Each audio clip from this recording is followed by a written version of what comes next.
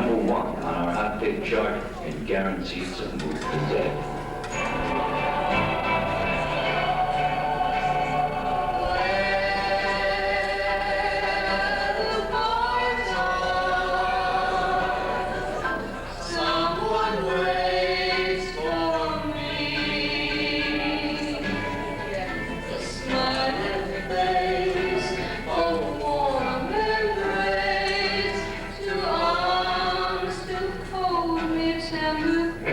That's a thought this one today. That's better. Hey Arnold, you got anything I can put on my eye? It's in the bedroom. Never mind, I found something. Arnold, breakfast on the table. Good morning, Eddie Boy Chick. David, are you up yet? Hurry up, you'll be late for school. You look well rested. I feel like freeze-dried death. Ed, since when do you make coffee in a pressure cooker? The water boils faster. Stand back from the door and hang on to your apron strings because here I come. Well, what'd you think? What's the occasion? This novel isn't due until next week. What your mother's do today. Think she'll like me? And who dare not like my little bubbler? And look, I put some gook on. You can't even see the black eye. You know what I think about that kid hitting you? I want to tear down to that school and beat the shit out of him. What'd you two fight about anyway? He called me a douchebag, so I slugged him. Our 50s. Soup's open. Yeah, you stay away from that kid today. I got no money to buy you a new suit. He's something, ain't he? Oh, your wife called. Really? What time she call? Must have been around 2. Something about some paper she... Thanks, I better call her. Help yourself, get plenty. I was worried. You sure a heavy sleeper. The phone rang 5 times. What are you doing up so late? Answering the phone. Hello, Laurel. What's up? You couldn't that have waited? I don't think it's fair for you to wake up the whole house. David, don't forget your report card. I signed it. Where'd you put it? On the table in the hallway. Is Miss Schnabel really coming next week? Every third Thursday for the next 3 months. God, I wish this probation period was over. And who's on the phone? Hey. Yeah, I thought I recognized the voice. Laurel, I wish you would. Not on the phone. Would please talk about this later? Laurel, are you crying? Animal! Arnold. All right, Laurel, look. I'll come over. I don't know, this afternoon. I'll see you then. Bye. She gave you a hard time, huh? After 4 days of those calls, I think I'm finally getting used to them. I mean, I understand why she calls. She's confused and alone. But what I can't understand, crying. Well, it's just a wild guess, but do you suppose it might be because she's confused and alone? Hey, this separation wasn't all my idea. Look, Ed, I realize this is a trying time for you, and I'll gladly supply you with a place to sleep, a home-thrown meal, and all the amoral support that I can muster. But you've got to keep the gory details to yourself. Oh, what nice compassion. $100 an hour, and I don't take credit cards. 100? Hey, God's cheap. Listening will cost you. Look out, Bronco. Things are bound to get better. I know, but you wouldn't believe the crazy accusations. Ed, I'm she's making. serious. I really don't want to hear about it. Some friend you are. I'm not your friend, Ed. I'm your ex-lover. Ooh, the heavy stuff, and it ain't even 8 o'clock.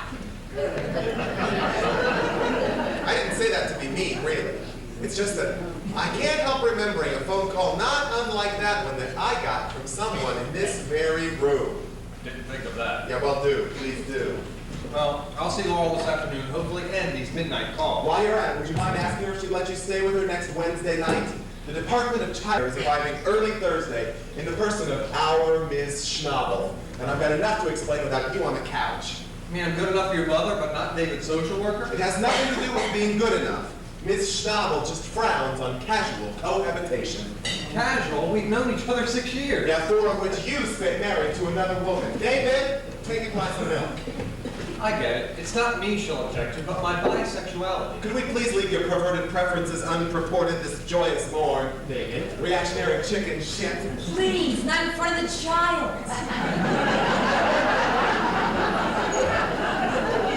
I could lie and tell her that I'm gay. Oh, please. Don't you think I can make a convincing homosexual? You can make this convincing homosexual. David! Besides, if you were gay, she'd never believe you slept on the couch. I can show you the scars. I can show you the door. I can show you a good time. David! Chat with you grown-up types, but we straight C students pride ourselves. on our punctuality. Yeah, go brush your teeth. Oh, Ma. Don't you oh-ma me much. And don't call me Ma in front of my mother.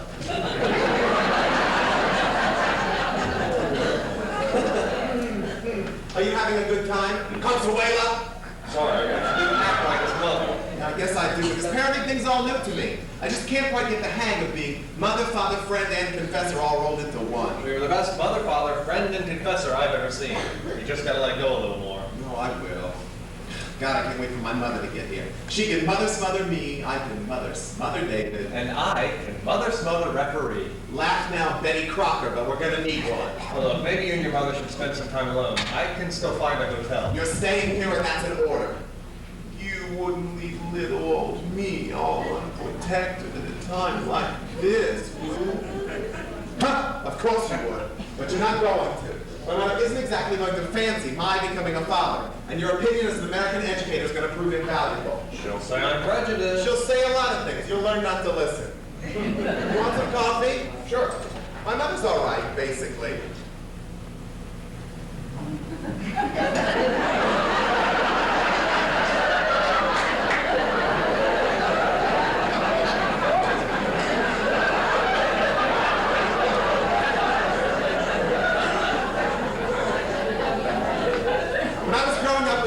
Mother-son relationship, a delicate blend of love, concern, and guilt. I mean, we didn't talk much, but when we did, we kept things on an honest level. I mean, I told her I was gay when I was 13. You knew when you were 13? When I was 13, I knew everything. And look at me now. On the verge of 30, I need a calculator to write a check, a cookbook to fry an egg, and 976 to do the rest. David, hurry up! Don't rush it up. Now, where was I? Something about your mother. My mother. The Rita Hayworth of Brighton Beach. We always kept an open line of communication. That is until my father died. And then, I don't know, she just sort of clammed up. I mean, we talked to each other daily on the phone. We saw each other more than ever, but somehow we managed to say less than ever. It became a contest to see who could talk the most and say the least. It's called adult conversation. Oh, thank you. Sally Jesse. Where was I? Your mother. My mother. You know, I think the root of it was my father's death.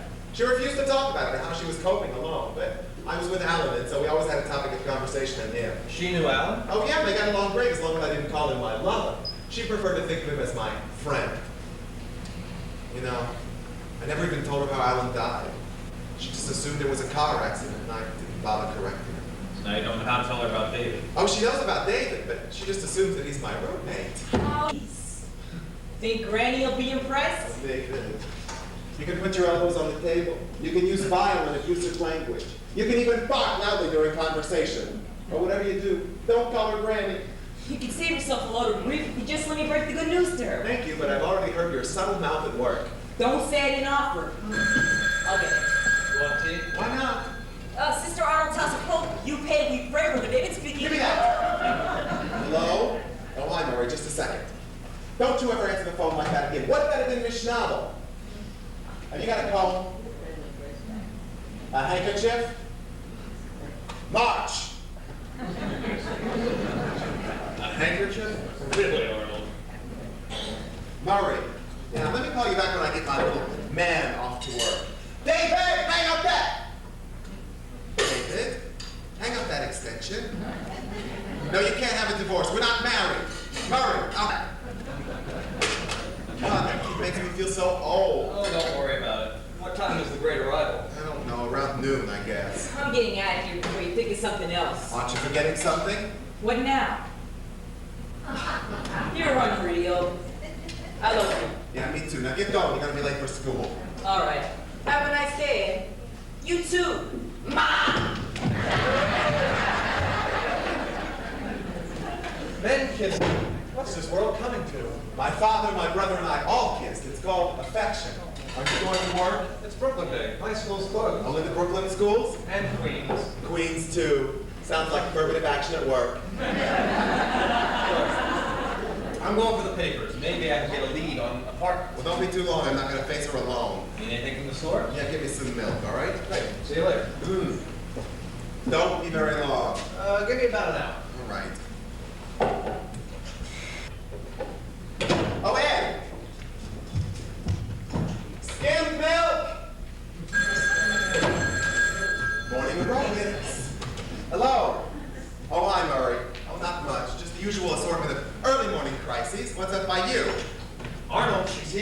second. What? Headed up the steps. Impossible, it's too early. There's a woman on the stairs checking all the apartment numbers. What does she look like? About this tall, this wide, carrying a suitcase in Mayday, Murray, I'll call you back. Calm down, Arnold. She can't see the place looking like this. I didn't even mop. I know what'll happen. She'll walk right through the door and head straight for the mopping blower. Well, maybe I'll change my shoes first. Hello, you must be David. No, I'm Ed. Oh, how do you do? I'm the mother. Hi, Mom. We weren't expecting you this early. Yeah, obviously. Well, I gotta be off. It was lovely meeting you, Mrs. Beckoff. I'll remember the bill. Skin. Nice looking boy. That's him. That's enough.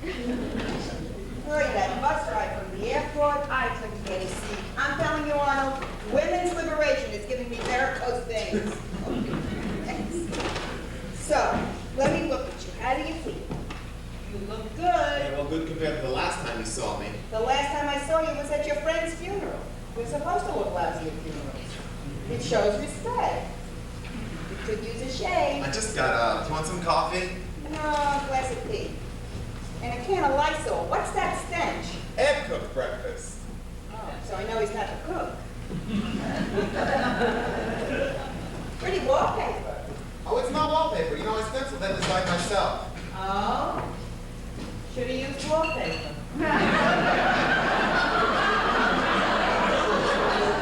There's a multitude of sins. That looks nice enough, but why you'd want to leave that lovely place in Brooklyn to come to Manhattan, The Doc? place had one bedroom. We needed two. And I thought you said your roommate's name was David. I did. He's not here right now. 3 men. 2 bedrooms. I'll have my tea first. And it's transitory. The sofa's a convertible. Do you want some honey? No lemon. And I brought my own sweetened loaf from the plane.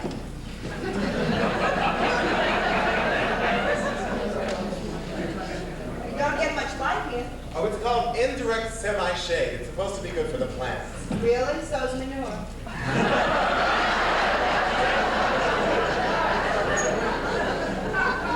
So, tell me, how do you find the roaches? I turn on the lights.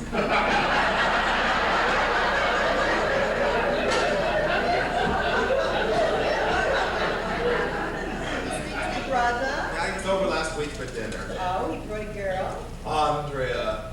Oh, he's still seeing her. Of marriage. I don't know. You'll see him tomorrow. You can ask him yourself. And be accused of meddling. Bite your tongue. Are you getting shorter? Sitting down. So, who's this Ed? It's a friend. So tell me, how's Florida? Anybody special in your life? Not particularly. He's a friend or a euphemism friend. Well, he used to be a euphemism. Now he's just a friend. Why aren't you seeing anybody? Because the only ones that ask me out are old men. And the last thing I need is to become a nursemaid to some Alpha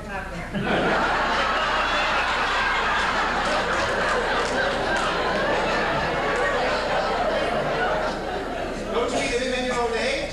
In Miami Beach? If he's just a friend, why is he cooking your breakfast? What, you don't cook for your friends? Not breakfast.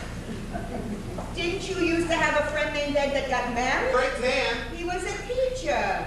And the girl was And a too. great memory. I remember they moved to a house in the country. Incredible. I said to myself, now there's a man that's got his head on straight. So why is he cooking your breakfast? Oh, because he and his wife have separated, and he's spending a few nights on the couch until he can find a place of his own. Separated? How come? I don't know. Well, the man is living with you. He must have said something. Look, Ma, I didn't ask. He didn't volunteer. You're involved? No. Oh, Ma! no? So why is he here?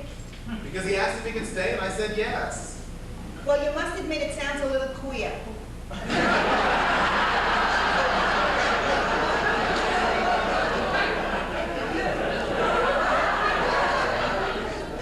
A man leaves his wife to move in with his friend. He's spending a few nights on the couch. What's the big deal? No big deal, but you think he'd want to be by somebody who's got more in common? Meaning what? You know, someone he met after the marriage? Maybe away from all that.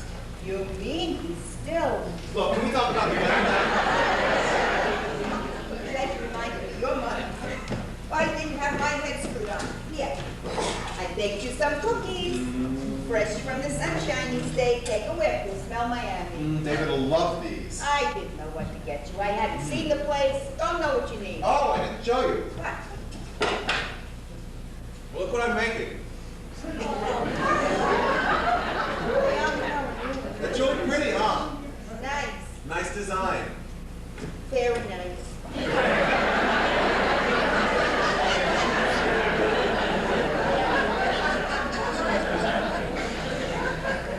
Look, maybe you should go and unpack now.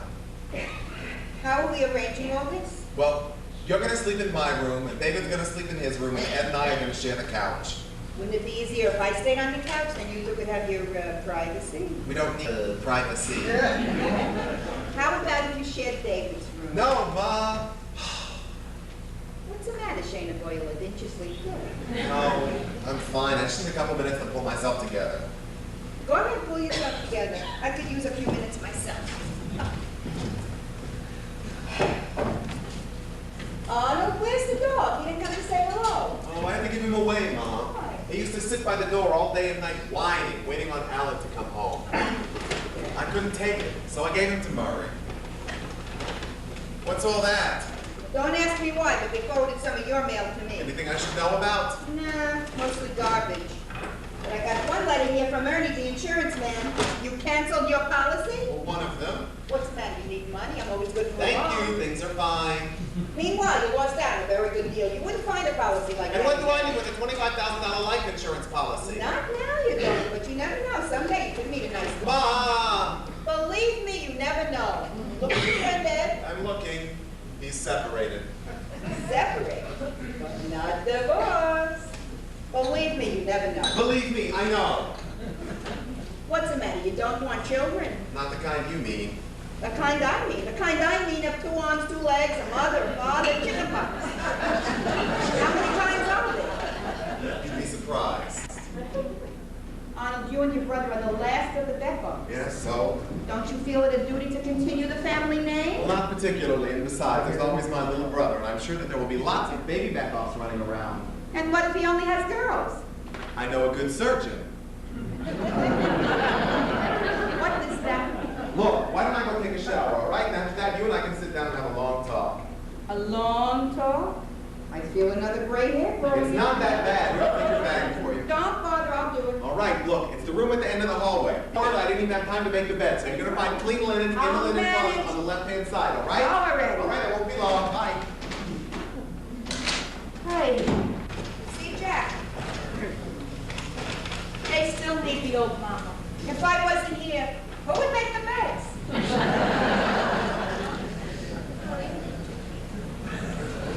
She has arrived. But where are she? We got us a live one. Come on, boy.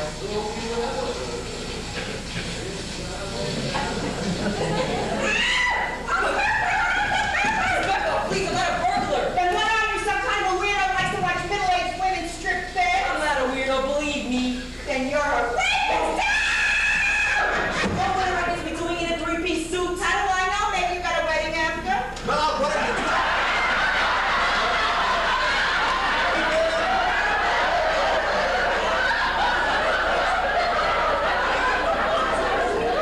What are you doing home from school? This is your roommate. Charmed, I'm sure. Oh, no. You know that long talk we were going to have? It just got longer. What are you doing home from school? I forgot I had a double period of gym and no uniform. So I told Mr. Kelly about your mother coming, and he said I'd come home till after lunch. Yeah, just like that. Well, you gotta call and say it's okay. Wasn't that nice of him? We'll discuss this later. Ma, this is David. So I gathered.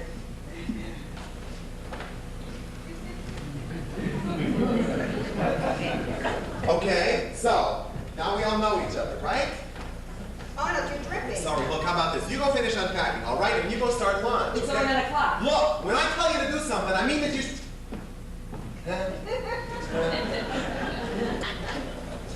How about this? You go finish unpacking, right? And you start lunch, right? And I'll just go into the bathroom and... Dry up. Right. Would you like a drink? Maybe later. I'm sorry I tried to hit you. No sweat. I usually charge, but seeing how you're family. You have quite a little sense of humor. Shall we sit down? Yeah, sure. So, tell me, Dave, you go to school? Yeah. You Indies, help yourself. So, you go to college. High school. High school. How nice. Senior year? Freshman.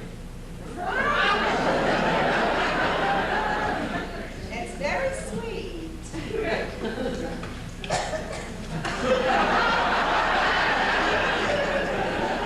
Maybe just how old are you? 16 in 2 months. Was something wrong? Not at all. Wonderful. 16 in 2 months. You have your whole life ahead of you, while mine is flashing before my eyes. Nice cookies. Thank you.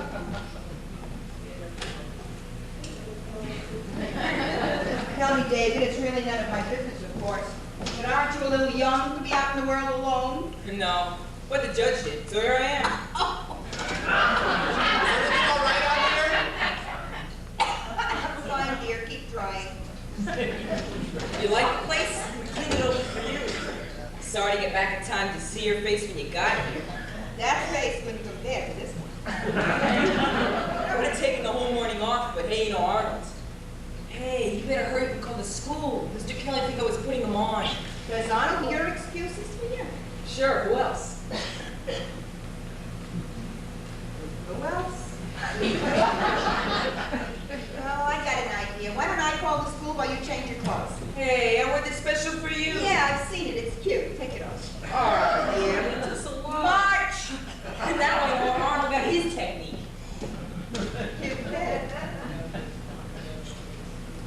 David, where do you keep the phone numbers? In the phone book. A little too cute. Boy, Arnold, what have you got yourself into now? David, who shall I say is calling? What? You know, your last name. Becca, what do you think? Really? It's quite a coincidence. Have you and Arnold ever discussed any family relations? I'm his son. What more relation could there be? You're his what? I'm his son. Would you like a drink now?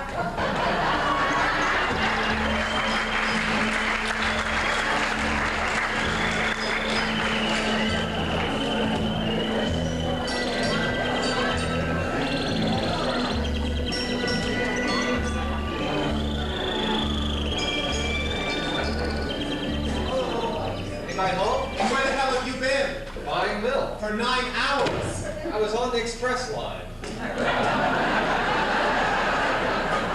What happened? What could possibly have happened? My mother walked through the door within 5 minutes, managed to insult the plane ride, the bus ride, Manhattan, my new apartment, stenciling, Afghan, cockroaches, and oh, you'll love this. She accused me of breaking up your marriage. You're kidding. No, she practically called me a homewrecker. Well, okay, so far, so good.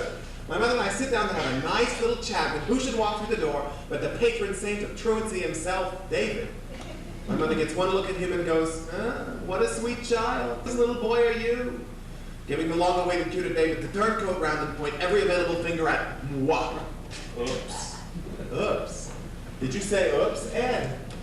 No. Oops is when you fall down an elevator shaft. Oops is when you skinny dip in a school of Haran. Oops is when you accidentally douche with Drano. No, Ed, this was not an oops. This was an Not so dramatic. Tell me what happened. I'm telling you, nothing happened. Nothing? Nothing, as in not a thing. David went and put it to his room, my mother went to my room, and I locked myself in the bathroom, making toilet paper flowers and flushing them down the toilet. 3 hours, I flowered and flushed, flowered and flushed, flowered and flushed. So finally I ran out of toilet paper. Well, then forced from my peach tile retreat, I called a truce for lunch. It was eaten in silence. After which my mother volunteered to walk David back to school, and I haven't heard from him since. Where are they now? I haven't the foggiest. I was going to go out and look for him, but then I thought, no, he makes it home alone. Very sensible. And the mother, I don't know where she could be. Leave them alone and they'll come home. Dragging a noose behind them. Help me with dinner. Quick trip to the men's room to help you set the table. You're going to have to go next door and borrow a plunger. 1,000 sheets really do last longer. Well, look who's here. Hello again. Goodbye. Where two of you were together. I took your mother to school with me. You weren't worried, were you? What? Don't worry. We all want to get some dinner. Well, I was gonna cook here. Would you like to go out, my treat? No, I've already started, so let's stay in tonight, all right? Okay, we'll stay home tonight. Besides, my feet are screaming for my slippers. I'm back. Hello again, Ed. How was your day? Fine. Back off and yours? Surprisingly pleasant once it was settled into. After you do your homework, I'm going to teach you how to play chess. Homework, is she kidding? Hey Arnold, we got a chess set? Chop, chop. Thanks. And you were worried. I wasn't worried. I was concerned. Okay, give me an apron, put me to work. That's all right, Maya. It's gonna help. Oh, I wondered what the plunger was for.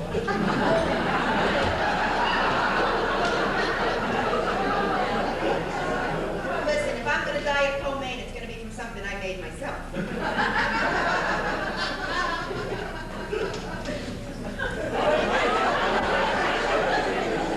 What do you want to do with the potatoes?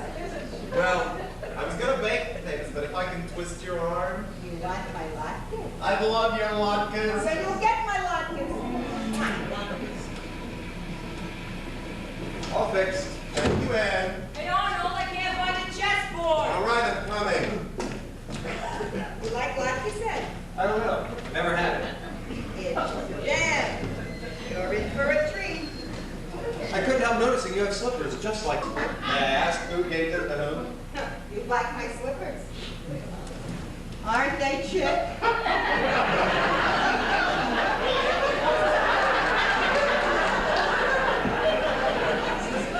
Arnold gave them to me. You know what they say, in matters of taste, there is none. I see where Arnold gets his wits. Yeah, that and his appetite for me. Tell me, Ed, what do you think of Arnold taking in this kid? I think it's wonderful. You do? Frankly, I'm not so wild about it, but it's only for a few more weeks, so what's the harm? Oops. Arnold, do you have matzo meal? Yeah, Mom, let me get it for you. He has matzo meal. Did I bring him up right? Here you go. You need an egg? Please, and All right. Are you doing homework? Nah, just reading something from school. Arnold's father used to love my life, but his favorite was my potato soup. You remember how we liked it? Yeah, I remember, Mom. What's that for, Dada? I'm just really glad you're here, Mama. Oh, Hey, I didn't know you could read. I just look at the pictures. Yeah, what is it?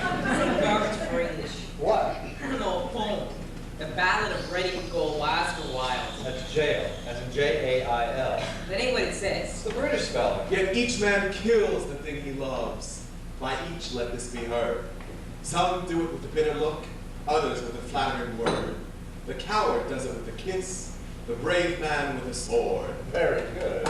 Did your teacher happen to tell you how Oscar Wilde got thrown into jail? Maybe, who listens? Well, he was in jail for being gay. No, I think I would have remembered that. Arnold, I can't find the oil. Just a second, Mom, I'll be with you.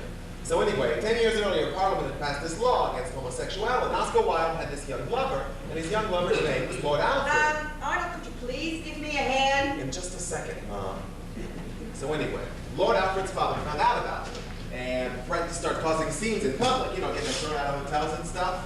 But the straw that broke the dam was a note sent to Oscar Wilde's hotel room. It said, to Oscar Wilde, who poses as a sodomite. For God's sake, could we please change the subject? We'll finish this later, all right? Here, we'll read the poem together, and I'll explain anything we don't understand. You know, I wish you wouldn't ever feel like that. It's very embarrassing. Excuse me, but listening to that is very I'm embarrassing. sorry that you feel that way, but I have a responsibility to his education. I am sure the people who put him here did not have that kind of education in mind. And I am sure that people who put him here had exactly that kind of education in mind, and I will thank you not to interfere. I am only suggesting that you consider the huge responsibility that you have taken on here. What, you think I'm unaware of it? Then act like it. You should be setting an example for the boy. Oh, and I'm not. When you act like that, you're not. You have to consider how you talk to him for the remaining. He's at an impressionable age. After all, it's only for a few more months. What's for a few more months? Well, he's here in a 9-month program, right? It's already been 6 months. And what do you think happens after 9 months, Mom? He leaves. No, you misunderstood. There seems to be a misinterpretation afoot. Yes, David is here on a 9-month program. But after that, if the two of us agree, and the foster parent program allows, I will legally adopt David, Mom. And believe me, if I have anything to say about it. He's not going anywhere.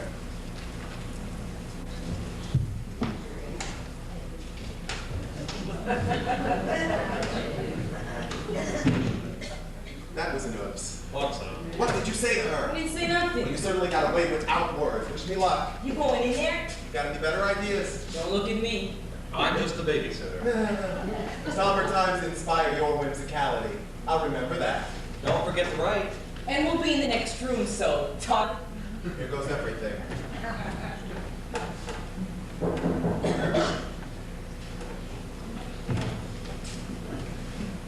You hear anything? Shh. This is ridiculous. A grown man listening in a hallway. I should go right up to the door. Well, ain't you hear anything? Did you not yell like that? Care to repose in your past? Come on, Margaret Thatcher. I'll teach you how to play chess. Wait.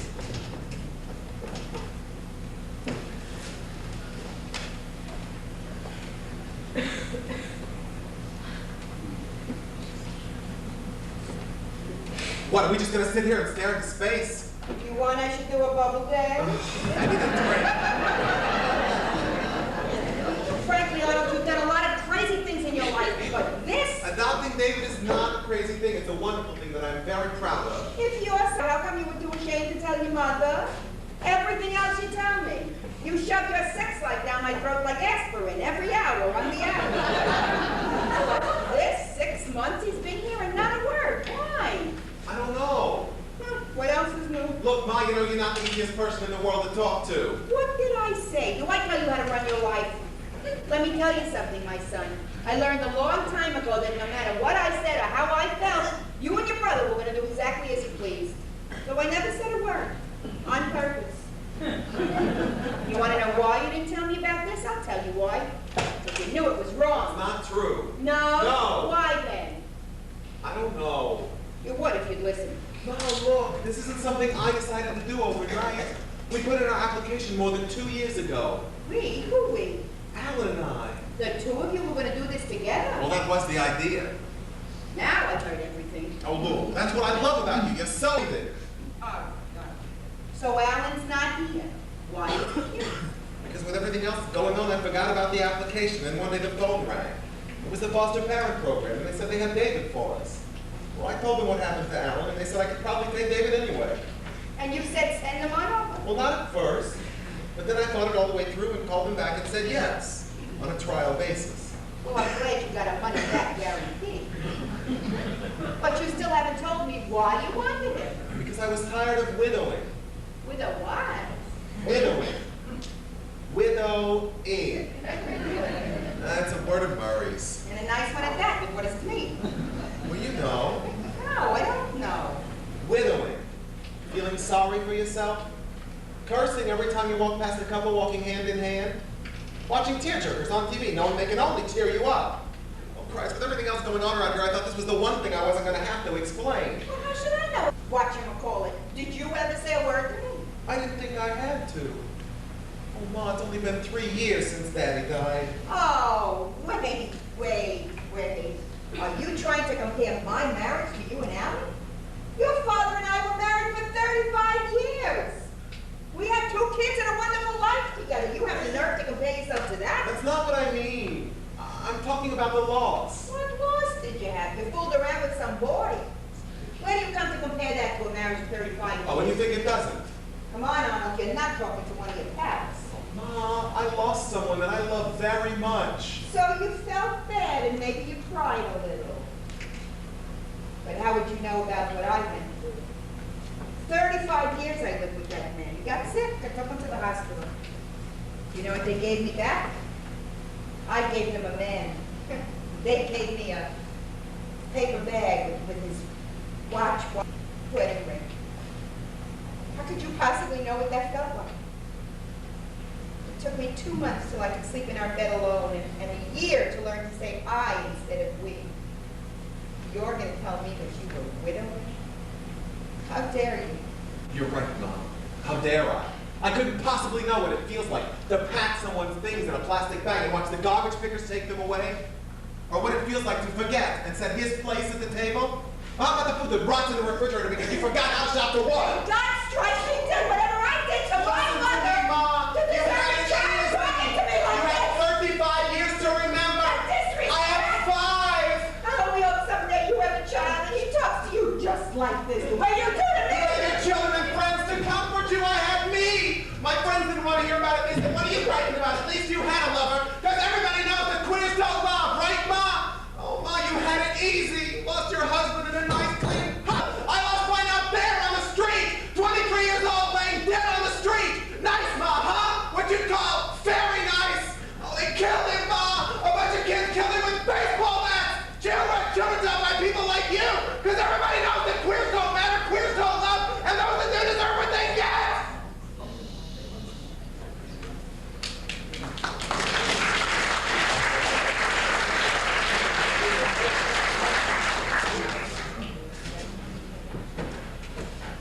Whatever happened to good old American mamas of an apple pie? Could you keep it down? There's people trying to concentrate. God, I'm sorry. Look, why don't the two of you go out and get something to eat, all right? Let me stay. We can all talk together. You want us to bring you something back? No thanks, and no thanks. Put a candle in the window when it's clear to come home. I'll do that. Now get going. What'll it be? Pizza? You paying? Sure. Then I know this intimate little French restaurant.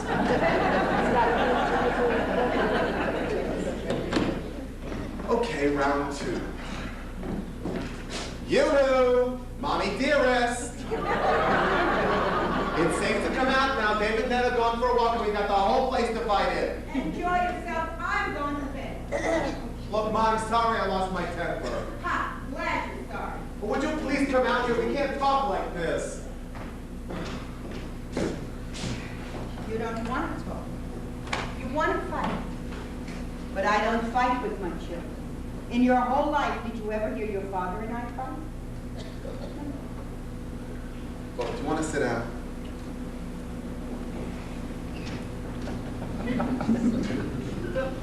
I'm sitting. All Don't right. holler at me. People say things they really don't mean when they holler, and you've already said quite enough. All right. I won't holler. You just hit a raw nerve, that's all. We won't discuss Alan. Only David. So discuss. Well, why don't you tell me what you already know and we'll go on from there. I don't know anything. Oh, Ma, you spent the whole day with him. You must have said something. Let me think. He's an orphan. He's not an orphan. But he said he was an orphan. Well, he's not. He was a battered child. This is his 3rd foster home, Mom. The first brought him back. The second he ran away from. So now, So he's a liar. he's not a liar. Oh, this isn't gonna work. Come on, Mom, we're finally getting somewhere. How do you expect me to sit here and discuss this insanity? You're right, this isn't gonna work. Donald, what do you know from raising a child? And what's to know? Whenever I have a problem, I simply imagine what you would do and do the opposite.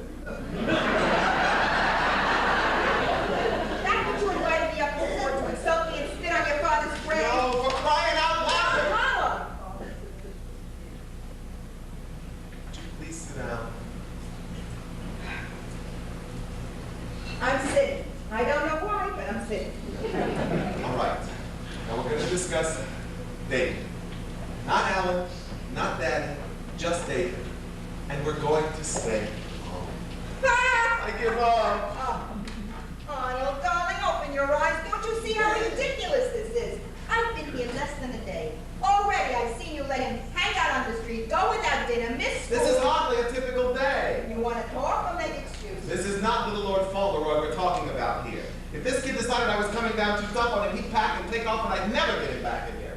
That sweet, innocent-looking little boy knows how to make more money in one night than you and I can take home in a week. So you let him run wild? No, but I don't beat him up either. I teach him. I try to set an example for him. Oh, some example. Look, you want to live like this? I put my fist in my mouth. I don't say a word. This is what you want. But think about the boy. He likes you. He told me he loves you. He sees you living like this. Don't you think it's going to affect him? But Ma, David's gay. But he's only been here 6 months. He came that way. way. Oh, God. What an opening. Why do everything is a joke? Look, Ma, don't you understand? The whole purpose of placing him here was for him to grow up with a positive attitude about his homosexuality. Oh, boy, that's it. I'm finished. The world has gone mad and I'm heading south for the summer. You don't think this is easy for me? My hands are shaking still. I've been this way for weeks knowing that you'd be coming and we have to talk about this. Because you knew it's wrong. It's not wrong. No. Tell me something. How old was Alan when you met him? 17. 17. 17 and you were doing God knows what with it. How old is this son of yours? No, I have no intention of sleeping with him if that's what you're driving at. And I had no intentions of having a homosexual for a son. You want to live like this? I'm telling you, gay is in the hay.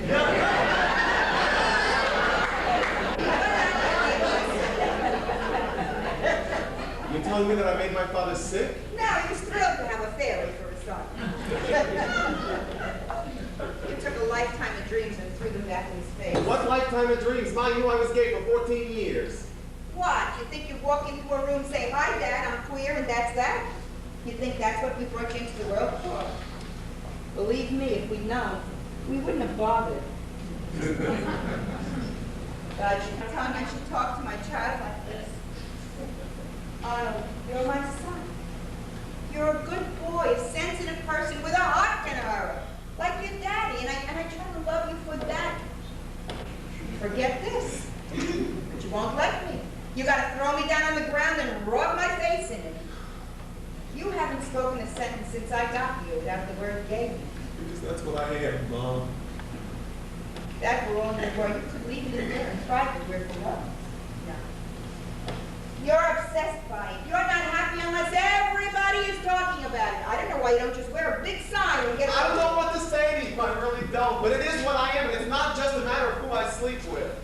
Ma, try to imagine the world the other way around. Imagine that every magazine and newspaper article and TV commercial and billboard told you that you should be a homosexual. But you know that you're not. And you know that for you, well, this is right. Stop it, over crazy. Now, you want to know what's crazy? What's crazy is that I'm still sitting here trying to justify my life. That's what's crazy. Call this a life? This is a sickness. But this is what you've chosen for yourself. I didn't choose this. Look, I'm gay. I don't know why. I don't think anybody does. But it is what I am for as far back as I can remember, before I knew it was different or wrong. You haven't heard a word I've said. I know you'd rather I was straight, but I am not. Would you also rather that I lied to you? My friends think I'm crazy. They never dream of telling their parents. Instead, they cut their parents out of their lives. And their parents wonder, why are my children so distant? Is that what you'd rather? No, but it doesn't have to be our every conversation either. Look, you want to be part of my life. I'm not going to edit out the things you don't like. Can we end this conversation? No, there's still something else that you've got to understand. You know, when you came in earlier, you made fun of my crochet. You think it's a cute little effeminate thing to do. Well, let me tell you something. I have taught myself to sew, cook, fix plumbing, do taxes, picture. I can even pat myself on the back when necessary. Also, I don't have to ask anything from anybody. The only thing I need from someone is a little bit of love and respect. And anyone who can't give me those two things has no place in my life. You're my mother. And I love you. I do. But if you can't respect me, then you've got no business being here. You're throwing me out. No, I'm not throwing you You're out. throwing me out. How do you like that? Listen, mister. You get one mother in this life. Only one. Just you wait.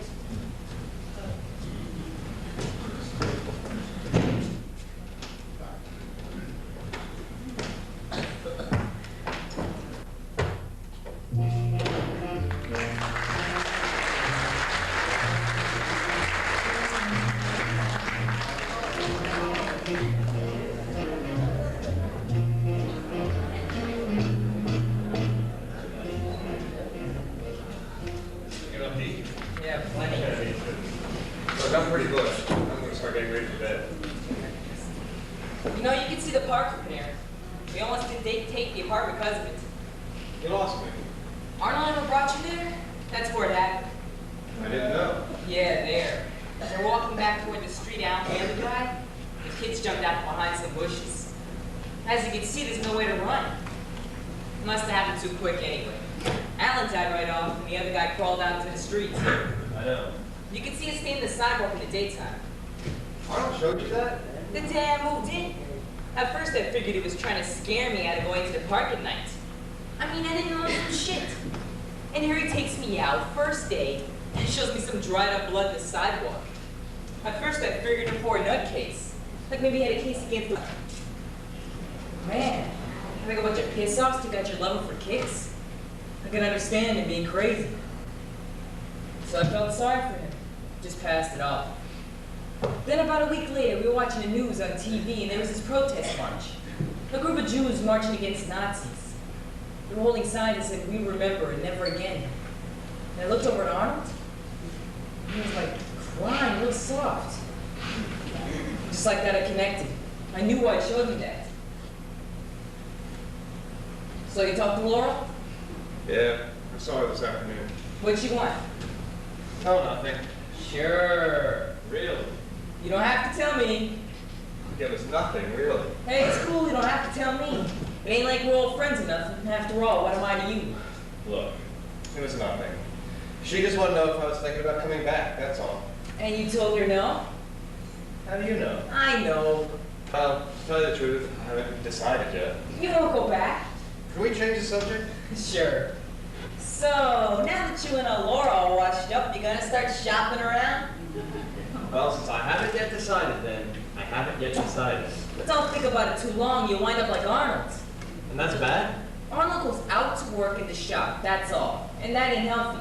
You say that like you mean it. Who knows more about sex and the effect on mental health than me? Got any idea how many couches I've been laid out on? Psychiatrically speaking, starting when they turn my folks in. I've had Freudian analysis, primal analysis, Gestalt analysis, handwriting analysis, screen therapy, dream therapy, aversion therapy, and est. When they finally ran out of cures to put me through, they stamped my file. Hopelessly homo. Shook my hand, wished me luck, and shipped me off to Arnold. So I picked up plenty of know-how on my journey down the leatherette road.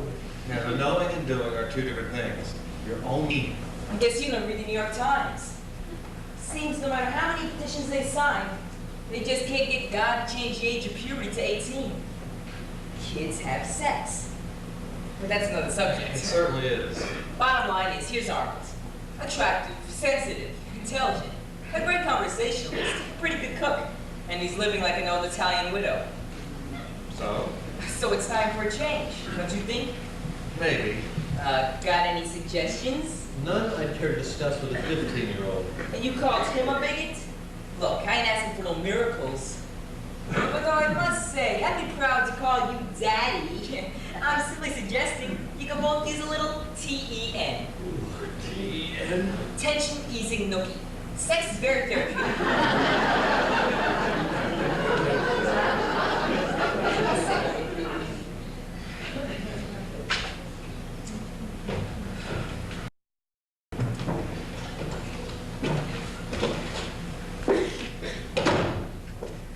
What are you doing out this late? It's 1 a.m.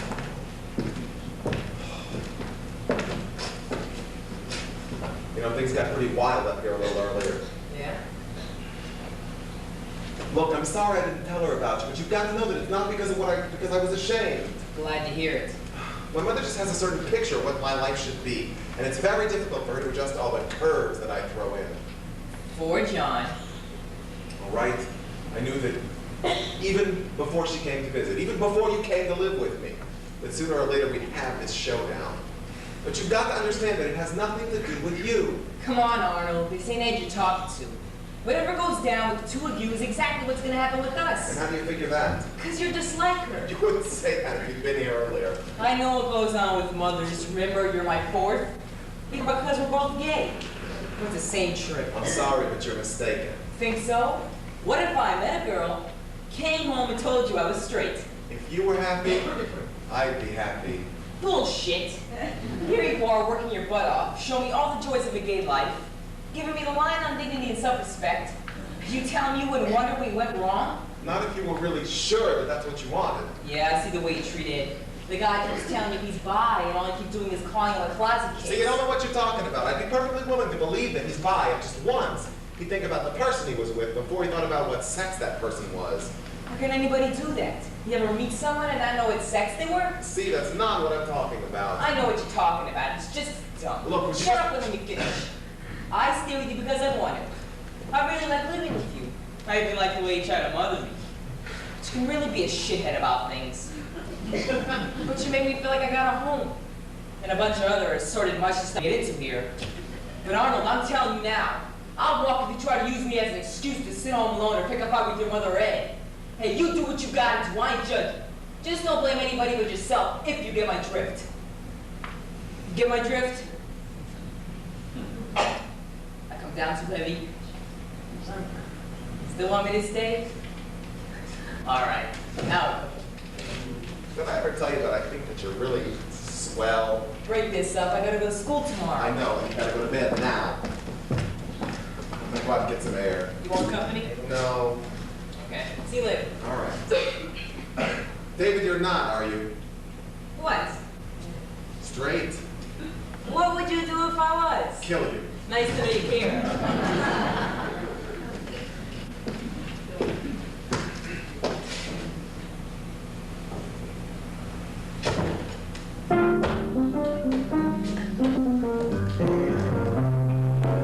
Can't you just picture me in a gingham gown? Little pink ribbons tied in my hair, sitting there by your side.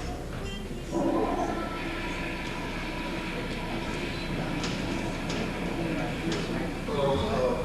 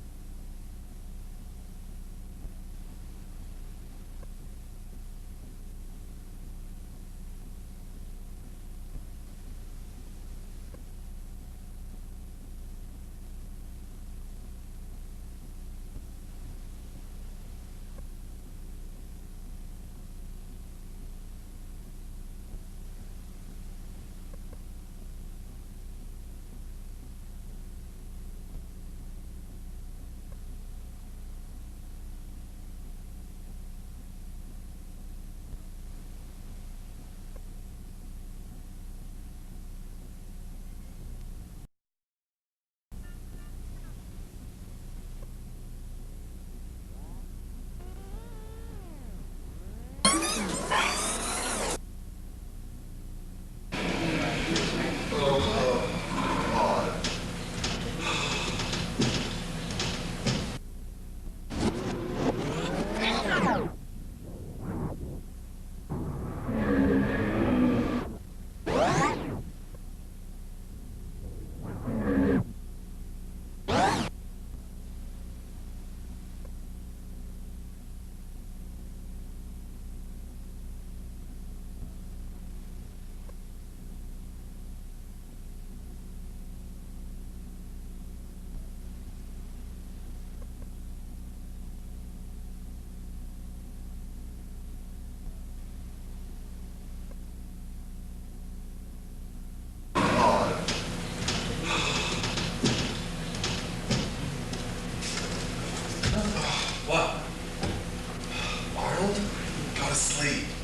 time is it?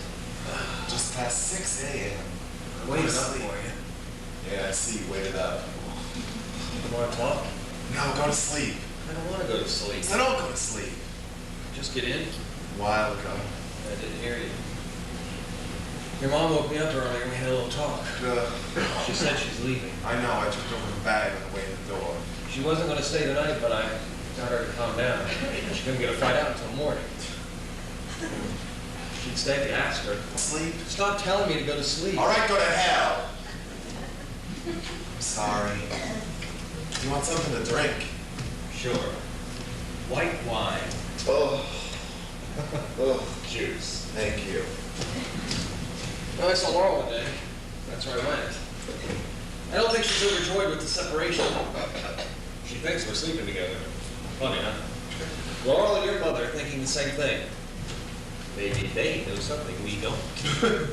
So funny. It seems that every time I turn around, here we are. Arnold and Ed in bed, together. Talking. Talking. Me with a lump in my throat. You with your foot in your mouth. Why? What'd I say? I don't know. I stopped listening years ago. I don't see why I said it's so out of place. Look, it was nothing. Pay me no mind. I'm drunk. Look, I know I'm not the most sensitive person in the world. Ed, take a hint. Never fish for compliments in polluted. Are you really drunk? I hold it well, don't I? It's a trick I learned in finishing school. It's all done with mirrors. You see, you think that I'm here in bed with you, but I'm actually asleep under a table in a bar on 43rd. Arnold and Beckoff, drunk. Lotto, plastered and plots. Incorporated. Why'd you get drunk? Hello? Is anybody home? God, sometimes you really frighten me. Want to talk about it? Sure. Why should the neighbors have all the fun? You know, I had a genuinely superior motive for drinking this much. Don't tell anybody, but I'm a pushover when I'm drunk. I thought that if I got good and looped, I'd repent and ask her to stay. That is until I got to look at her in there with her holier-than-thou attitude. She thinks I hate her. No, I know the way her mind works, and she thinks that I hate her. I'm sure she knows you don't. No, she thinks that I hate her and everything she's for. And I, for the life of me, don't know how to tell her that what I want more than anything else is to have exactly the life that she had. With a few minor alterations. Are you really a pushover when you're drunk? Earth to Ed, come in, please. But I know you've got your own problems, right? Well, come on. Spill your guts. David said you haven't gone out since Alan died. We're talking about you now, not me. I can understand you not wanting to at first, but still, go out for a few drinks, maybe meet somebody. You may find this difficult to believe, but I want more out of life than meeting a pretty face and then sitting on it. Does that answer your question? Practically. I do my best. If I made a pass at you now, would you let me? All right, who spiked the orange juice? Actually, it's David's idea. He thinks you're pushing chastity too far. He says it's unhealthy. Well, this is the first time that I've been seduced by preventative medicine. Well, I told him I'd consider it. What a friend. No, I didn't mean it that way.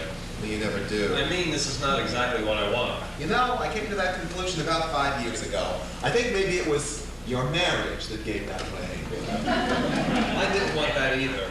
I mean, I did, but it turned out to be not what I wanted. In fact, it made me less sure than ever about what it is I do want. Well, no problem then. I've got a Sears catalog.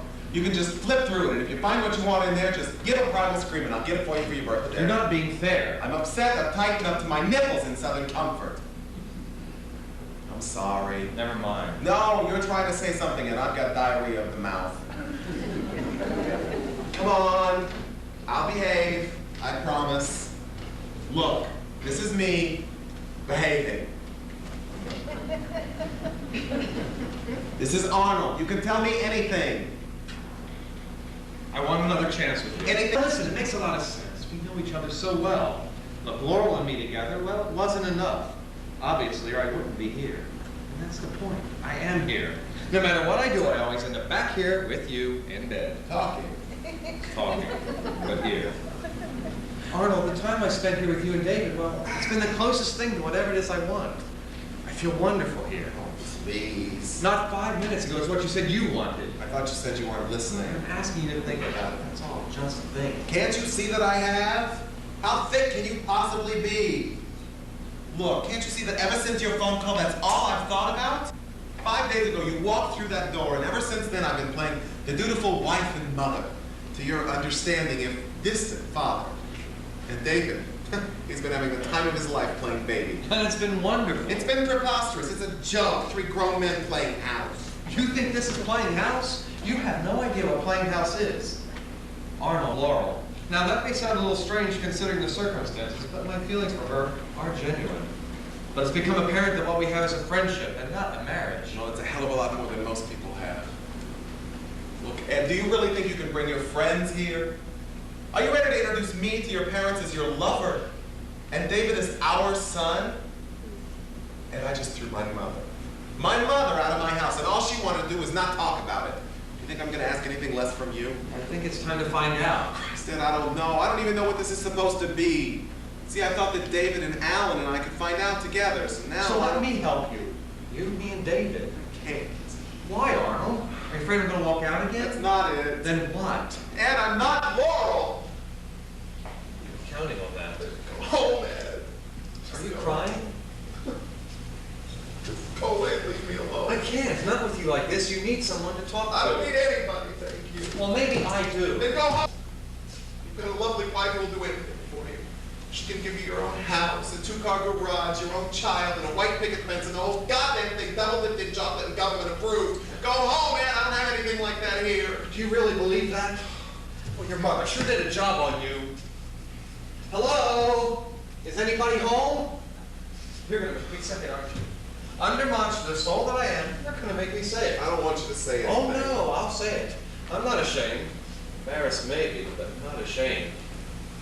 Be damned if I say it to your face. What are you doing? Now look, Arnold. Look, you better listen and listen good. Because I don't know when I'm gonna get the guts to say this again. You're gonna wake up my mother. No, she's listening. I hope they're both listening. Are you ready? Because here goes. Arnold Beckoff, I love... What the hell's going on in here? Perfect timing.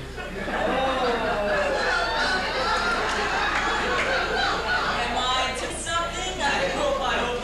You're not. What the hell are you doing up at this hour? My alarm went off 10 minutes ago.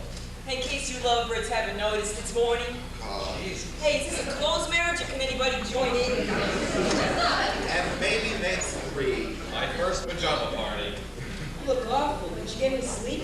Nary a wink, blink, or nod. Incorporated. No, thank you. Any news from the other camp? I heard shuffling. I think she's ready to leave. That means I better splash my face and get ready for the grand exit.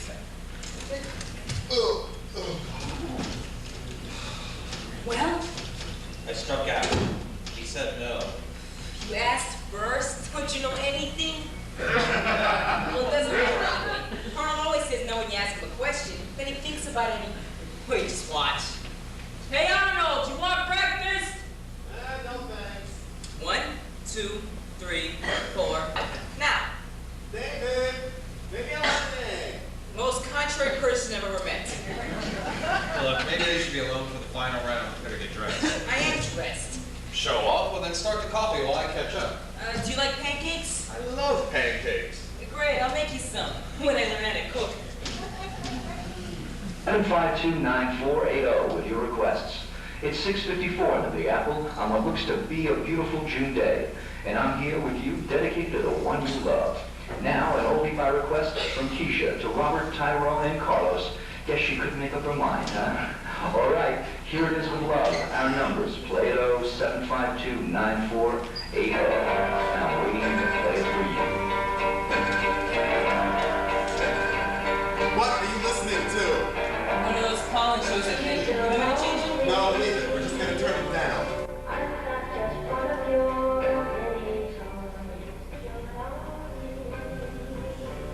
Did I ever tell you about the time that Alan called into one of those shows?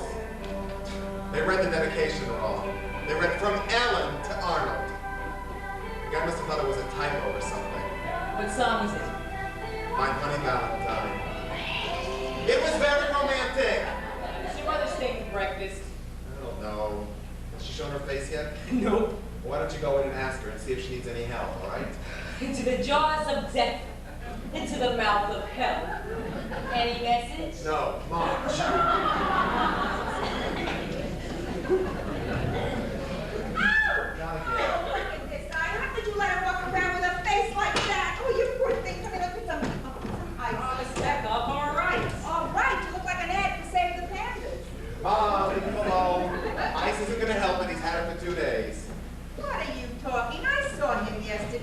put makeup on it. He wanted to look nice. Yeah, I'm okay really, but thanks anyway. Come on, champ. I'll buy you breakfast out. Great, but I gotta do something first. I'll be out in a minute. I guess I'll see you later. All right. It was a pleasure meeting you, Mrs. Beckham. The pleasure was mine, Ed. I hope you and your wife come to your senses. Couples must learn to live with conflict. After all, a problem is never as permanent as a solution. Thank you. You're welcome. David, hurry up. Aren't you gonna wash up? That's all right, I'm all right. David. I'm coming already. Ed, you know what we were talking about earlier on the bed? I don't know. 6 years is such a long time. But we can talk about it. That's all I'm asking. Good. Here I is. You better take care of that eye. I will. It was nice meeting you. Take your wallet. Yeah. See you later, Arnold. Bye, Dave. You have a wonderful day. And don't come home before school's out. And you two play like nice children. Well, guess I'll be leaving too. You know, you don't have to. You could stay. With your brother? No. I'll call him from Miami and tell him I couldn't make it up this week. Ma, you know, I'm going to tell him what happened. Do what you want, I don't care. It's important that he knows. He's part of this family, too. What more do you want to do to me, Arnold? What? You want me to leave? I'm leaving. You want me to fight? I'm too tired. You want me to change? But I can't. I'm too old and I can't. So you do what you have to do, I'll do what I have to do, and I hope you're satisfied. Oh. If I had ever opened a mouth to my mother like you did to me, looking at a woman with a size 6 wedgie stuck in her forehead. But I didn't raise my children like that. I wanted them to respect me because they wanted to, not because they needed it. Are we going to start this again? Yes, because you can't put all the blame on me. It's not fair. Some of it is my fault, but not all. You think I didn't know about you, Arnold? I knew. I knew, but I said no. I hoped. What's the difference? I knew when I turned my back. Well, I wasn't the only one. There are things that you should have told me. You opened them out to me about your friend Alan. How was I supposed to know? Why? Would you have understood? Maybe, maybe not. You can't know for sure. But I flew up for the funeral and you never said a word. So you could have told me he was better off dead. Well, maybe I could have comforted you and told you what to expect. You and your bitter. And about this Ed, do you love him? I don't know. I think so. Like you loved Alan? No, they're very different. Alan loved all my faults. He loved my temper, my bitchiness, my fat. He looked for the faults to love. And Ed loves the rest. And really, who needs to be loved for their virtues? You've got an unusual way of looking at things, Arnold Becca. Yeah? Well, it runs in the family, Ma. I miss him! Give yourself time, Arnold. It gets better. Doesn't ever go away, but it gets better. It becomes part of you, like wearing a watch or a pair of glasses. That's good because it shows that you don't forget. You don't want to forget him, do you? So it's good. Maybe that's what I would have said if I'd known. You better get that. It's probably something about that son of yours.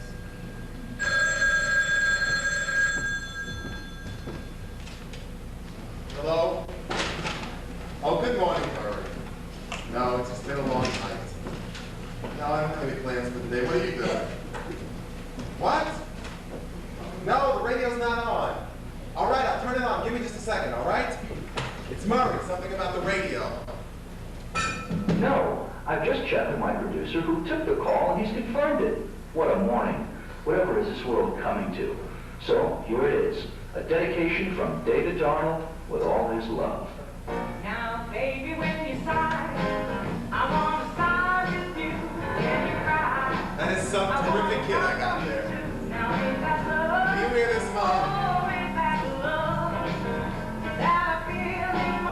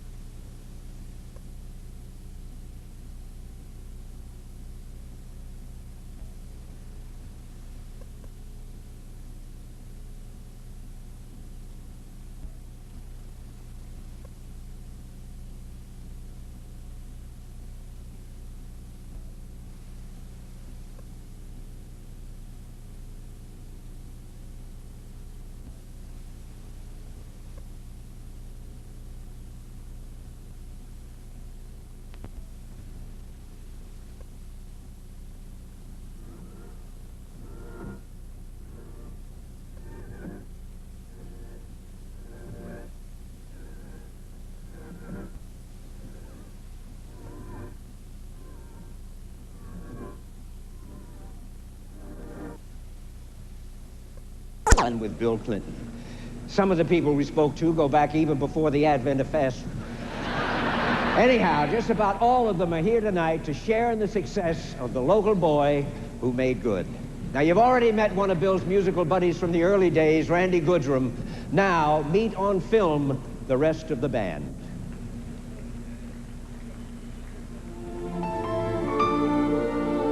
Randy Goodrum and Bill and I had a jazz trio. One time we got talked into playing some rock and roll for a dance when we were in high school. We didn't play much rock and roll, but we were trying for this dance. And nobody would dance. And as I recall, we had to roll in a record player to get the party underway, and we were a bust.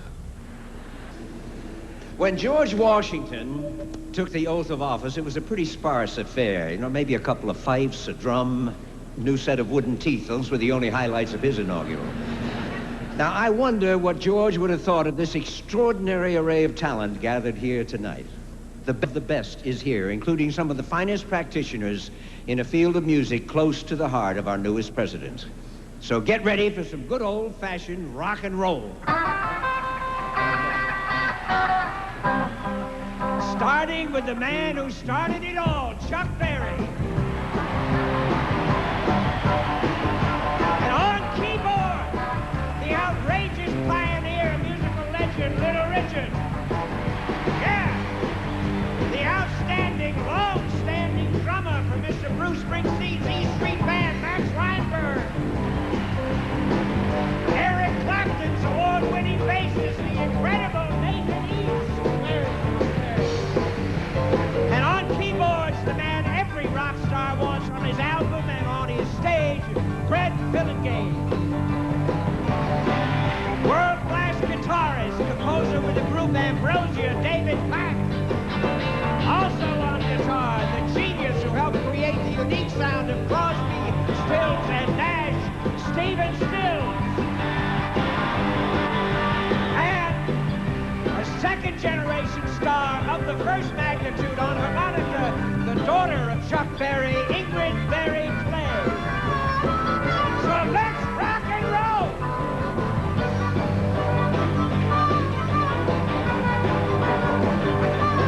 Sometimes I will, then again I think I won't.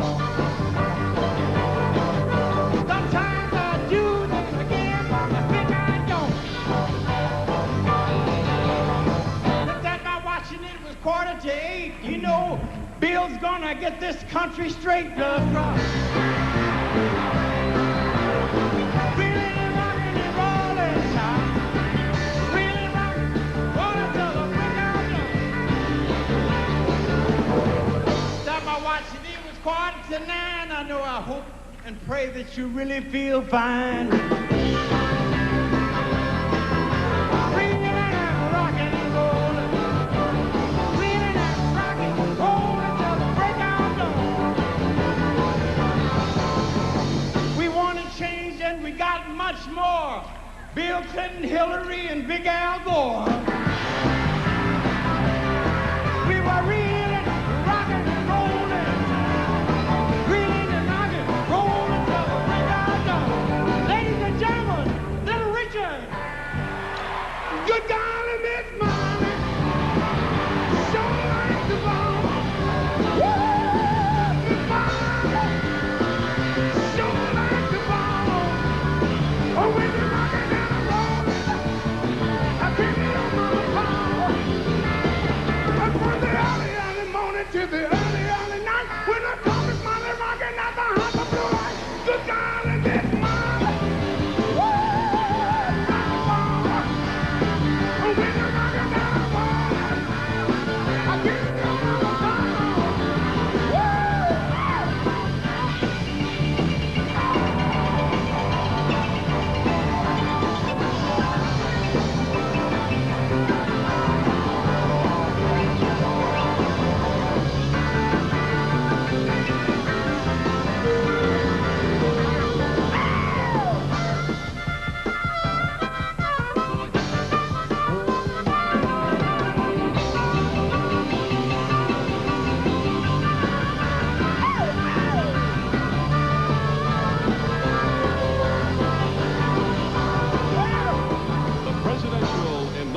Gala will continue with Franklin and Michael Bolton.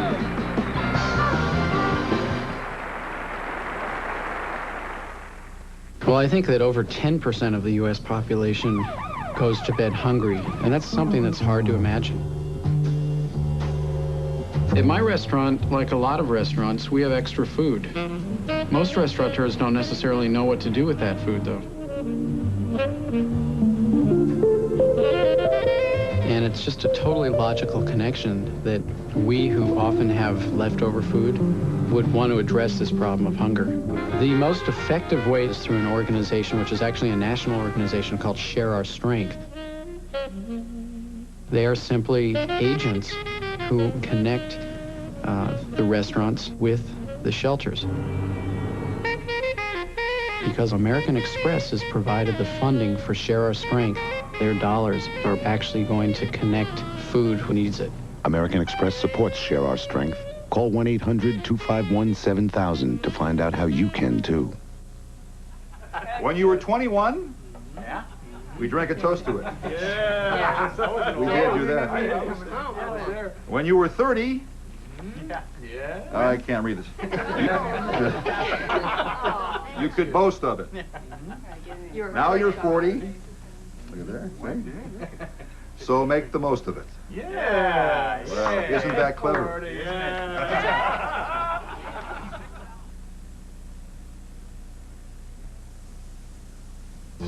The presidential inaugural gala will continue.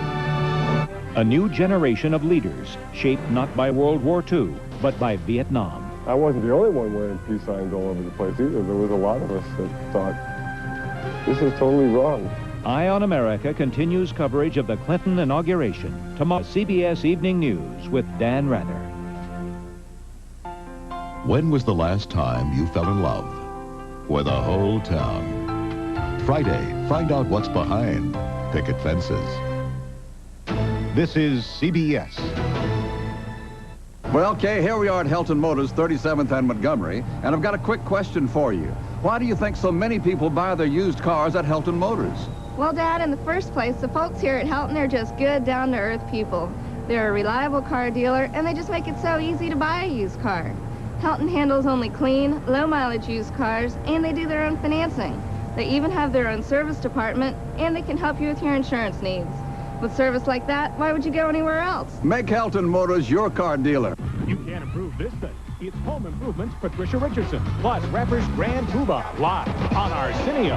Tuesday at 12:05 following Who's the Boss? You are someone close, probably one of the 60 million Americans over the age of 50.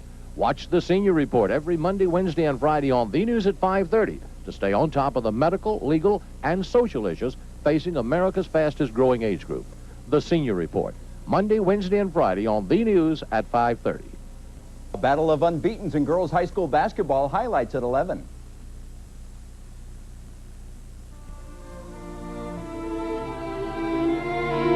I had no idea I was going to be his personal secretary. When his chief of staff called me and asked me if I could come to work, he said, Bill Clinton wants you to come to work for him. And I said, when? And she said, tomorrow. And I said, but it's impossible. I have, my boss doesn't know I'm leaving. And I said, can you give me a week? And she said, 1 week. I remember I went to his mission. I saw him there unexpectedly, and he looked at me and he said, when are you coming to work? I need you now. And I told him I'd be there on Monday. He gave me a thumbs up sign, and I've been there ever since.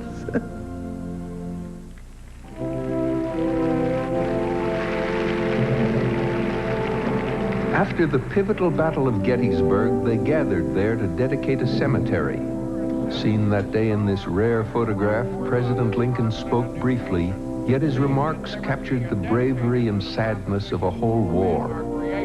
He said the people would not long remember what was said there, but he was wrong.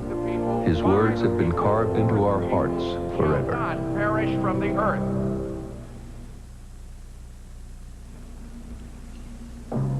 Ladies and gentlemen, James Olmos.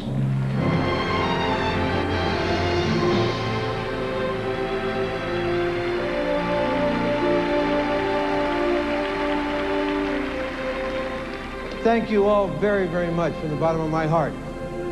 Of all the words that are used to describe this week, this inaugural week, the one I find most relevant is inclusion. My own background is one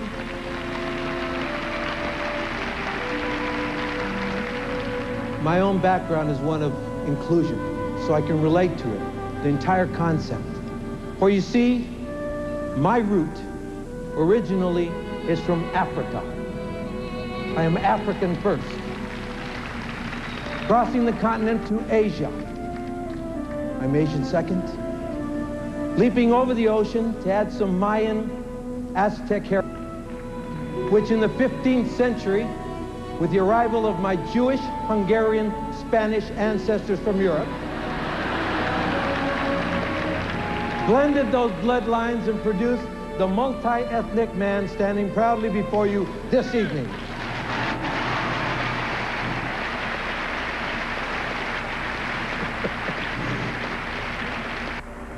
And we wish you wisdom and strength on your great adventure. This past election campaign fired the imagination of the country, brought out many new voters, and when the smoke cleared, produced a nation united beyond party lines. No Republican, no Democrat, human beings.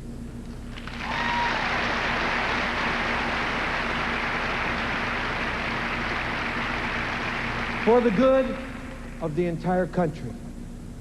One of the most visible vocal supporters of this dream, Better America, was a woman who was a Washington, D.C. school teacher, but is known more familiar as the Queen of Soul. She used her great talent to inspire and encourage others to participate in this reunification. She comes here tonight to add her remarkable voice to the chorus of those who believe in the dream. Ladies and gentlemen, may I present to you the First Lady of Soul, the dynamic and most gracious Queen, Miss Aretha Franklin.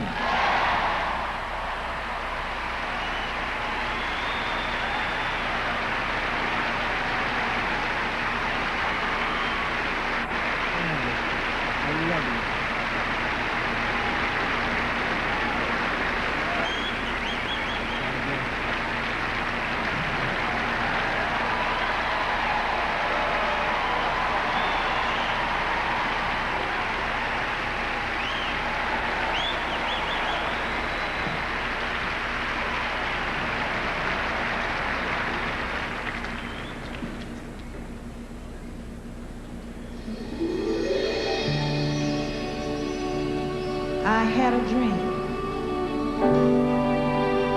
Oh yes, I had a dream.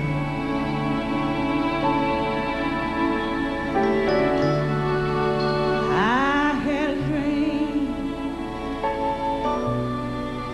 of days gone by when hopes were high and life worth living. I dreamed that love would never die. Then I dreamed that God would be forgiving. Then I was young and I was unafraid, and dreams were made. And you tasted. There was no ransom to be paid.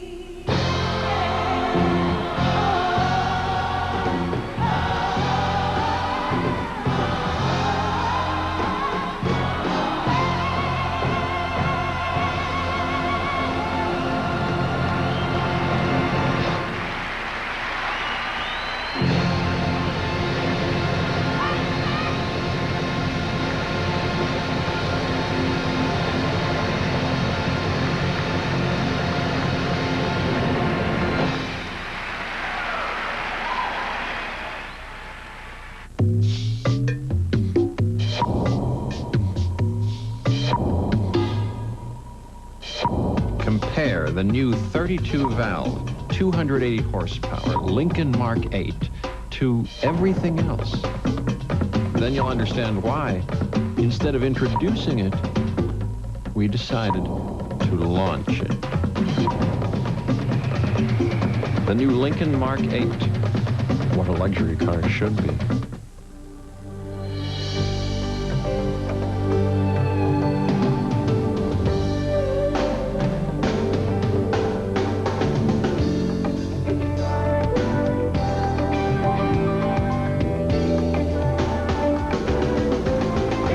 Fresh, pure, and natural. Budweiser, king of beers. Have you noticed that keeping up with your competition has gotten tougher? Morning, Pierre. Well, maybe it's because your competition has gotten tougher to keep up with. Good morning. Because he's using Express Freighter from Federal Express. It's the only way to get shipments from around the world sent overnight by 10:30 the next morning. So don't wait until things get out of hand. Use Express Freighter from Federal Express. If you could see inside your suitcase when you travel, you'd see how Samsonite Hardside protects what's inside.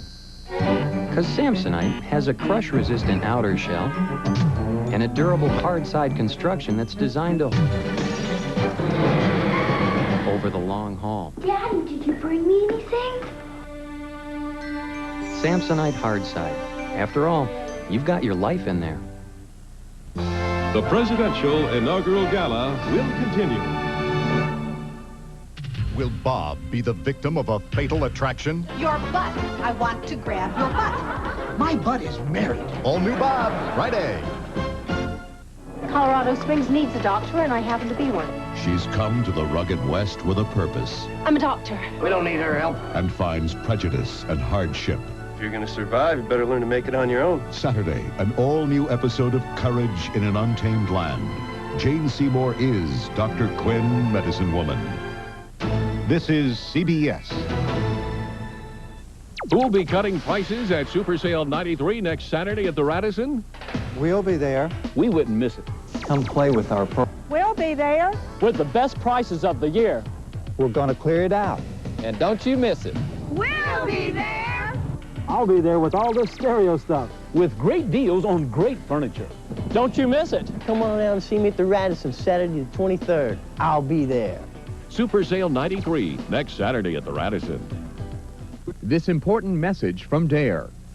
The DARE program is here to help you resist using drugs. A drug is any substance other than food that can affect the way the mind or body works.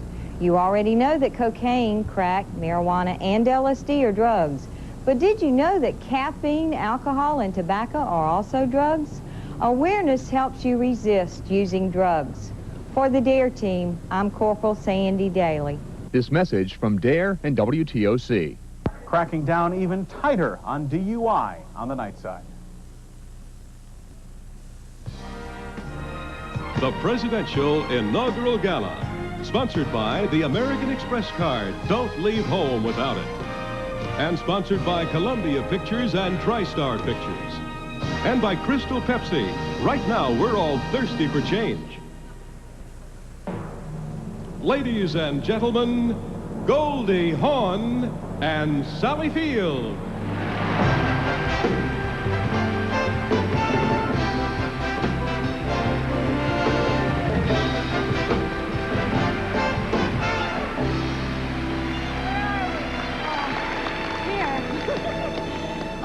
Good evening, everybody. I'm so thrilled to be here tonight with my buddy Sally. This is my very, very first inaugural, and it's the greatest homecoming for me because I was born and raised right here in Washington, D.C. And I'm so happy! And not only that, where are you? Are you? I can't find you. He's right there. Oh, oh, there you are. My dad was born and raised in Arkansas. Yes, and he played the saxophone, which is amazing, isn't it? Oh, I'm amazed. Yeah. Anyway. Anyway, he played for every inaugural in this town, from FDR all the way to Carter. And I wish that he could play for you tonight so much. I wish that he could be alive so he could feel this new, renewed spirit, this unity, this optimism that America is now feeling. Thank you.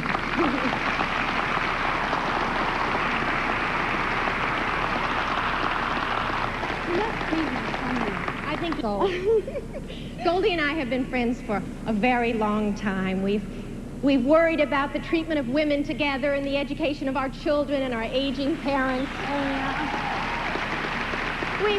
We've fought together to try to change things in this country that we thought needed to be changed. And we try to encourage each other when we would get disappointed. And we did. But for the last year, we have watched you, Mr. Clinton, grow and triumph. And tomorrow, you will pledge the very best of yourself to America. We will be with you as artists and women, as mothers, daughters, sisters, Americans. We will be there with you to pledge, to dig deep down and challenge the very best of ourselves so that we and the country, like you, may grow and triumph.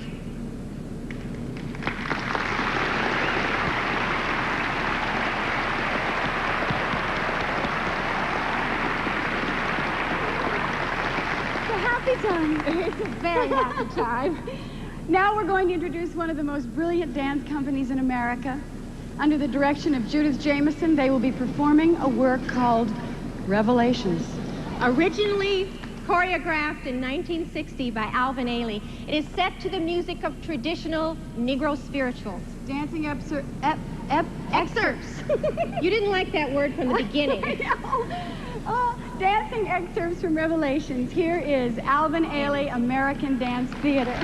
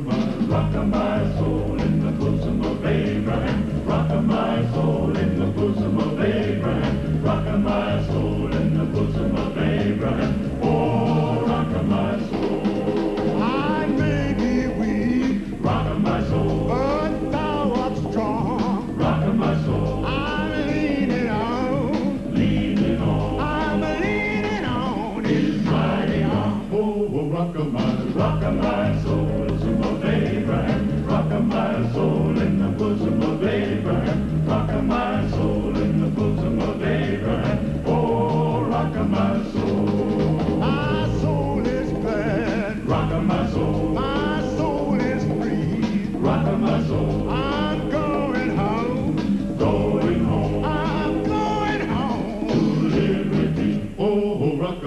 Rock my soul in the bosom of Abraham. Rock my soul in the bosom of Abraham. Rock my soul in the bosom of Abraham. Oh, rock my, oh, rock my soul in the bosom of Abraham. Rock my soul in the bosom of Abraham. Rock my soul in the bosom of Abraham. Oh, rock my, oh, rock my soul in the bosom of Abraham. Rock my soul in the bosom of Abraham. Rock my soul in the bosom of Abraham. Oh, rock my, oh, rock my soul in the bosom of Abraham. Rock my soul in the bosom of Abraham. Rock my soul in the bosom of Abraham. Oh, rock my, oh, rock my soul in the bosom of Abraham. Rock my soul in the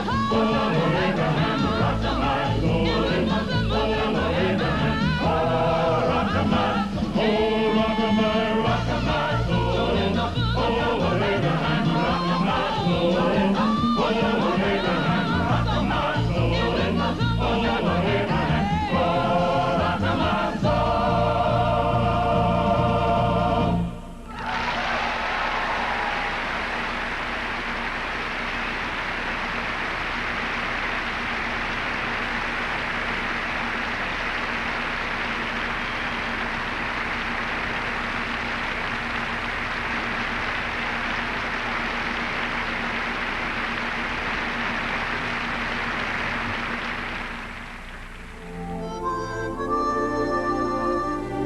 November 3rd, 1992, my friend had just been elected President of the United States, and he had just finished his speech and began to walk off stage down into the crowd. And he finally came to me, and we embraced, and I felt him holding on. And I let go, and he kept holding on. And I just said, Bill, I've known since I was 15 that we'd see this day. And I'm so proud, and there's not ever going to be a day that goes by that I don't pray for you, and I love you very much. Suddenly, I felt let go, and I let go, and we went back, me to the choir, him to the thousands of people waiting for him, and I didn't know what would ever be again, but it was a moment I'll never forget, and he gives the best hugs.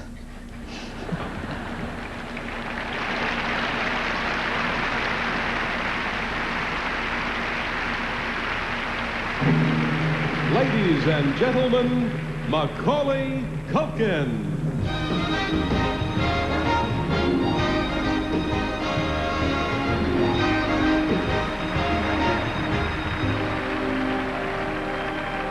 Mr. President-elect, Mrs. Clinton, Mr. Vice President-elect, Mrs. Gore, thank you for inviting me this evening.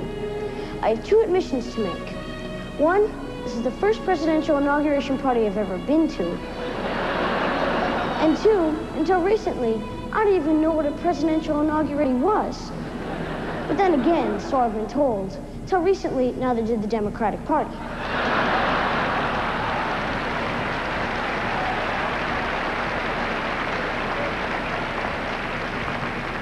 In fact, again I've been told, this is the first presidential inauguration party thrown by the Democrats in my lifetime. I did look up the word inauguration in my Webster's.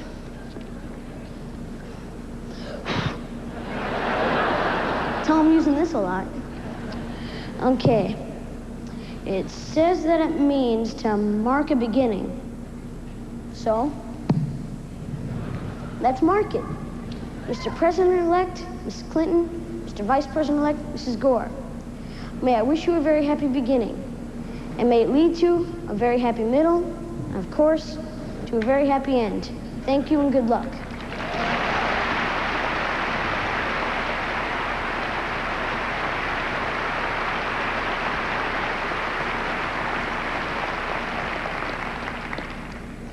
Do you think I'm going to walk off here without introducing the next great performer?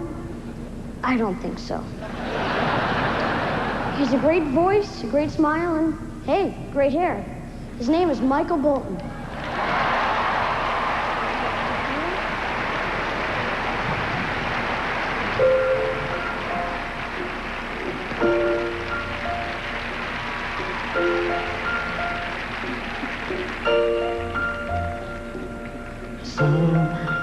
Times in our lives, we all have pain, we all have sorrow, but if we are wise, we know that there's always tomorrow.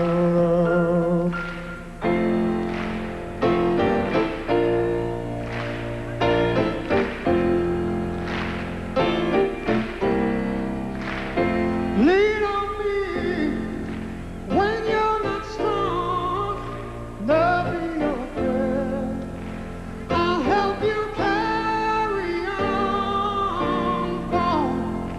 It won't be long till I'm gonna need somebody to lean on.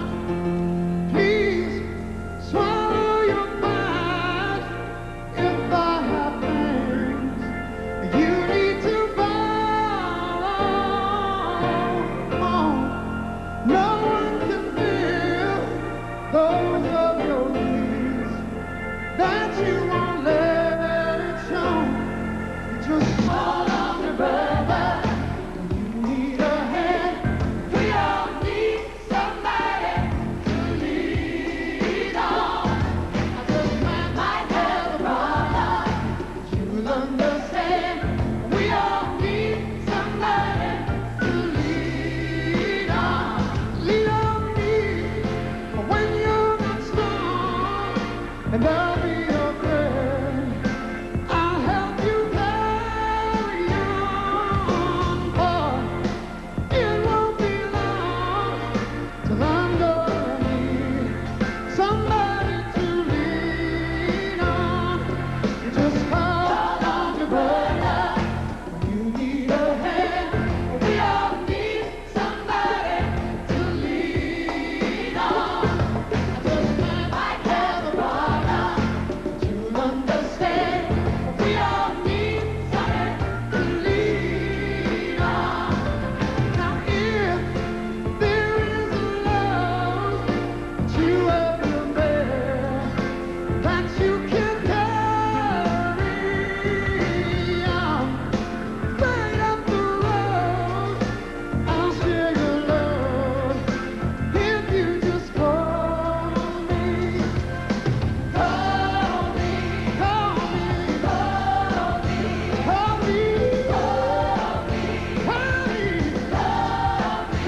If you need a friend, just call me, call me, call me, call me, call me.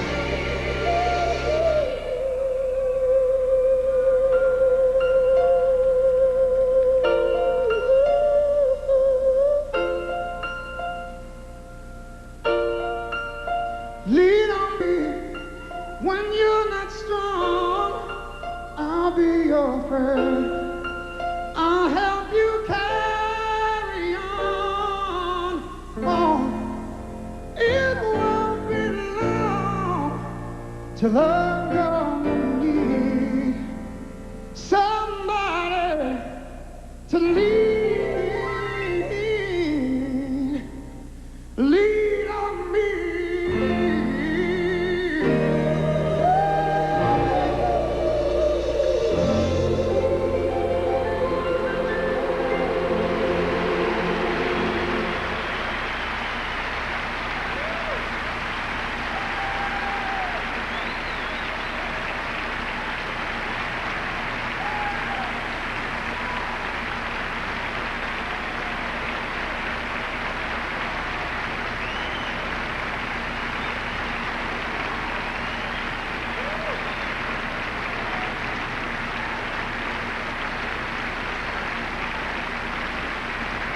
The presidential inaugural gala will continue with Michael Jackson and Barbra Streisand.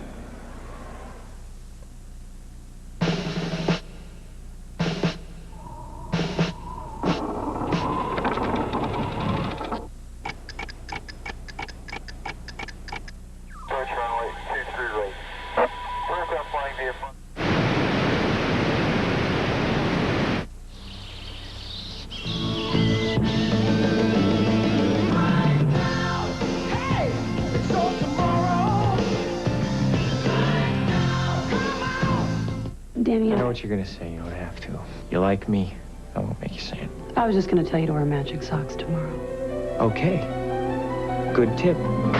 They were 2 years with a passion for justice. The accused are charged with murder. They need you. You know how to win. Risking everything. I'm gonna put Jessup on the stand. Against an enemy who'll stop at nothing. I want the truth. You can't handle the truth. A Few Good Men, winner, 5 Golden Globe nominations, including Best Picture, rated R. New Orleans is very much a food city. Where'd you have dinner last night? People come here to eat. They want an experience. Well, what did you have? And it's not supposed to taste like it was cooked in Florida. It's supposed to taste like it was cooked in New Orleans. This is home. So we find the American Express card, it makes the customer feel so at ease. And you never get caught short. American Express is welcomed at Commander's Palace and other hot spots. At Ford Motor Company, quality is more than just the way a car is built. It's the design of the instrument panel, the richness of the finish, the turn of a wheel, the safety of a loved one. It's the way your car or truck makes you feel. For us, our commitment to quality is an obsession. And it's paying off. 5 of the 10 best-selling vehicles in America are built by Ford Motor Company. Ford Motor Company, quality is job one. It's working. She lived in a time of elegance. She was at home in a world of luxury. But she was born a slave. A queen. You're just a raggedy, itty-bitty slave girl. The Yankees coming! Kill everybody!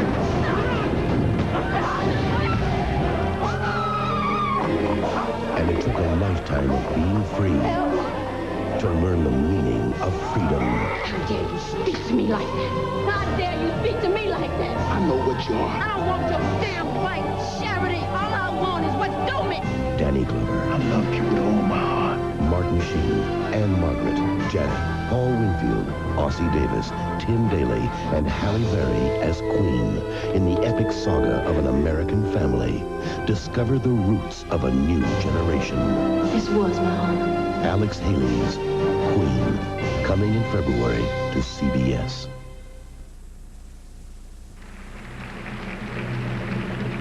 Ladies and gentlemen, international opera star and United Nations Goodwill Ambassador, Barbara Hendricks.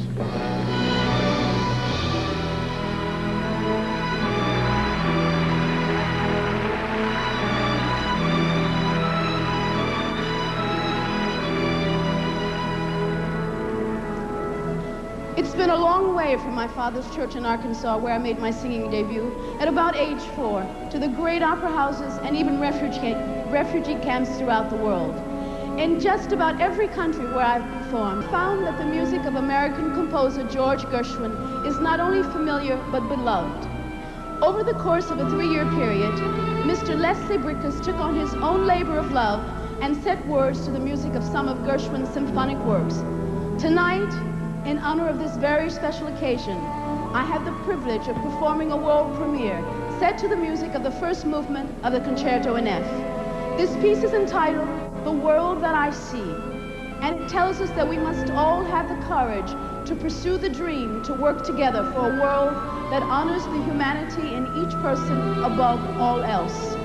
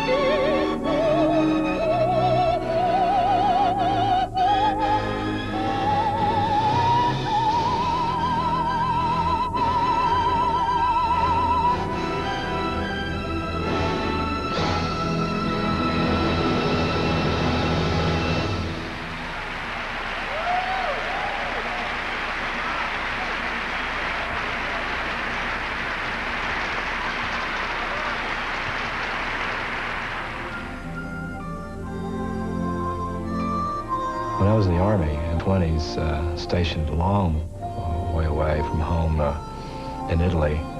I received a phone call early one morning from my dad, and it was about a tragedy.